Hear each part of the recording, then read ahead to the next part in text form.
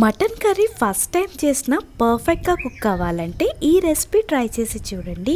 ఎంతో కమ్మగా ఉండే ఈ మటన్ కర్రీ చేసుకోవడానికి ముందుగా ఇక్కడ చూపించిన దినుసులన్నిటినీ మెత్తగా గ్రైండ్ చేసి పక్కన పెట్టుకోవాలి. నాన్ వెజ్ కూరల్లోకి అప్పటికప్పుడు చేసుకున్న మసాలా వేసుకుంటే కూర రుచి నెక్స్ట్ లెవెల్లో ఉంటుంది.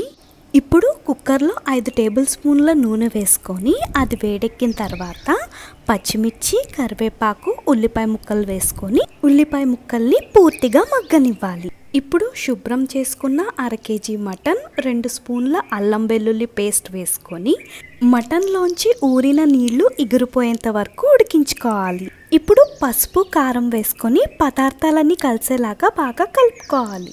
ఇప్పుడు 1 కప్పు నీళ్లు వేసుకొని 8 విజిల్స్ పైన మటన్ని 90% ఉడికించుకోవాలి. కుక్కర్లోంచి ఆవిరి మొత్తం పోయాక ఉప్పు, పచ్చి మసాలా వేసుకొని కూరని బాగా దగ్గరికి ఎగరబెట్టుకోవాలి. ఒక 10 నిమిషాలకి కూర దగ్గరికి ఎగిరి నూనె పైకి తేలుతుందండి.